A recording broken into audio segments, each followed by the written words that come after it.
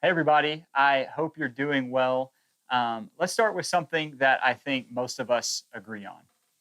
Most of us agree that the world is broken, that in some way, this world is not the way that it should be, right? We're living in the midst of the largest mental health crisis in the history of the world. Record rates of depression and anxiety. There's loneliness of epidemic proportions. We're living in the midst of a divided culture, politically, racially, economically. It's the age of outrage, not even to mention the physical brokenness that many of us have experienced, whether that be sickness or disability or infertility or miscarriage or cancer.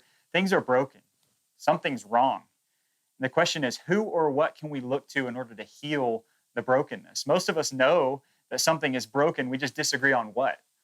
And if you've got the wrong diagnosis, you're going to go to the wrong doctor looking for the wrong treatment. All right, so with that in mind, let me read you a story from the life of Jesus. It comes from John chapter 5. This is what it says. After this, a Jewish festival took place, and Jesus went up to Jerusalem. By the sheep gate in Jerusalem, there is a pool called Bethesda in Aramaic, which has 5 colonnades. Within these lay a large number of the disabled, blind, lame, and paralyzed. One man was there who'd been disabled for 38 years. When Jesus saw him lying there and realized he'd already been there a long time, he said to him, "Do you want to be healed?" "Sir," the disabled man answered, "I have no one to put me into the pool when the water is stirred up, but while I'm coming, someone goes down ahead of me." "Get up," Jesus told him. "Pick up your mat and walk." Instantly, the man got well, picked up his mat, and started to walk. Now, that day was the Sabbath. And so the Jews said to the man who had been healed, "This is the Sabbath. The law prohibits you from picking up your mat." He replied, "The man who made me well told me, 'Pick up your mat and walk.'" "Who is this man who told you, 'Pick up your mat and walk'?" they asked. But the man who was healed didn't know who it was, because Jesus had slipped away into the crowd that was there. After this, Jesus found him in the temple and said to him, "See, you're well.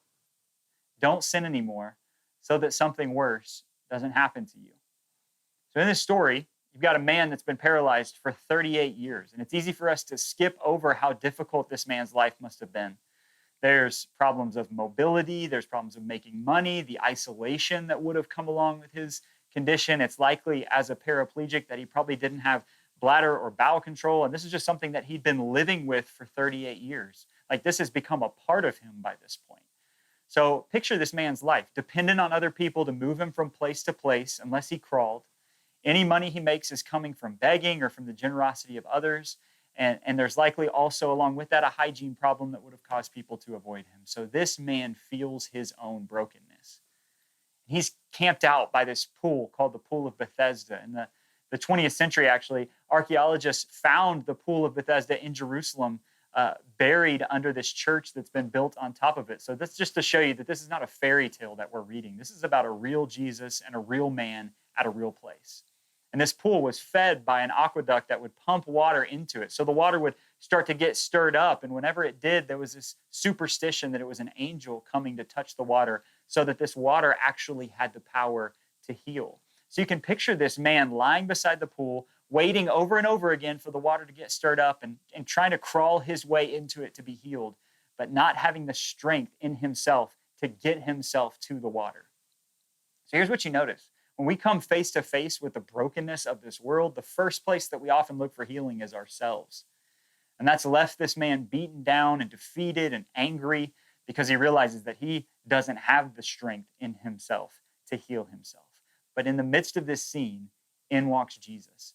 Keep in mind, hundreds, maybe even thousands of people lying around this pool. But in walks Jesus, and it says he sees him. Have you ever had someone say to you, "Hey, I see you"?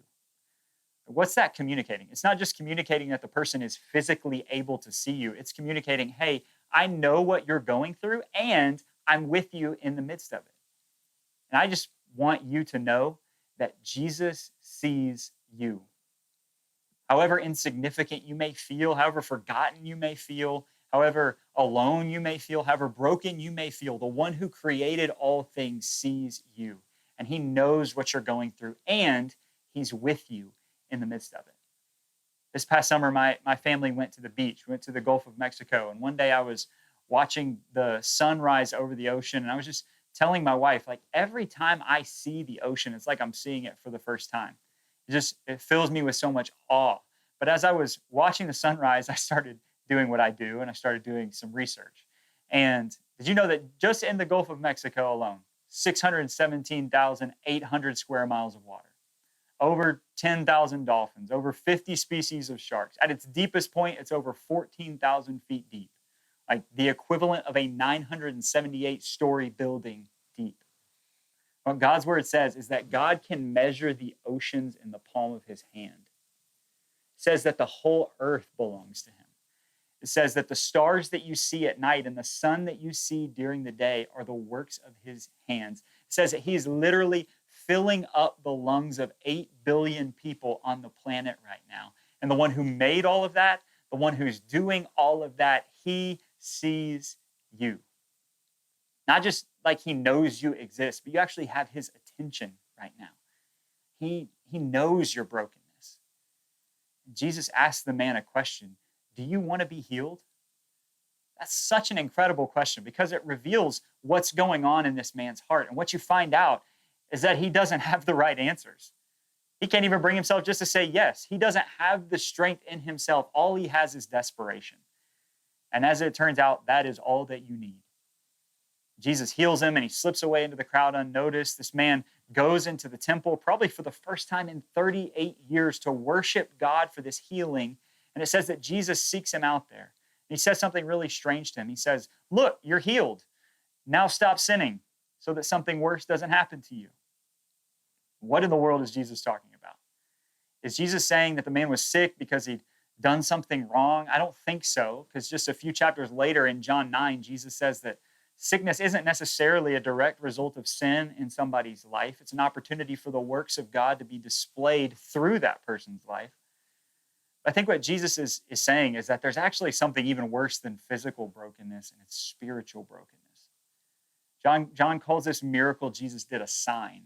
And so what you need to know is that a sign is not the point. The sign is meant to point beyond itself to a deeper reality. And if you're not careful, what can happen as you look at the brokenness of the world is you start to look out and say, man, it's messed up out there because this person or this group of people is doing this thing. And if they'd stop doing that thing, then things would be better.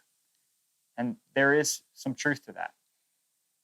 But I think we tend to locate the problem out there instead of in here. I think if we were honest with ourselves, we would all say, yeah, like I've got some thoughts. I've got some stuff in my past. I've got some stuff in my mind and in my heart that's not the way I want it to be, and it's not the way that it should be. And again, the question is what? In the story of the Bible, the answer for why the world is the way that it is this word sin. There may be all kinds of baggage that you have with that word, but at its core, sin is a diagnosis. It's like going to the doctor's office and describing what you're experiencing and what you're feeling and finding out that there's actually a name for it. And that disease is getting in the way of you living the life that you were created to live. And once you get that diagnosis, now you can go to the right doctor. When you think of the brokenness in the world as mostly out there rather than in here, you're going to go to all the wrong pools to try to find healing. You're going to go to sex or money or alcohol or Netflix or mindfulness or whatever else, but those things are putting Band-Aids on broken bones. They're pools that don't have the power to heal you. That's the reality that this sign is pointing to, is that only Jesus can heal our brokenness. But here's the question that Jesus has for you. Do you want to be healed? Have you gotten to that point of desperation where you give up on your own efforts and you give up on numbing out and you give up on the pool that you've been trusting in? You recognize you need someone who actually has the power to heal you. Maybe for some of you already have experienced that healing at some point in the past. I love what Jesus says to the man. He says, take up your mat and walk. In other words, carry around this reminder of who you used to be in the healing that I brought you. Do not forget. Do you want to be healed? That's the question. I love you guys. I hope you have a great week.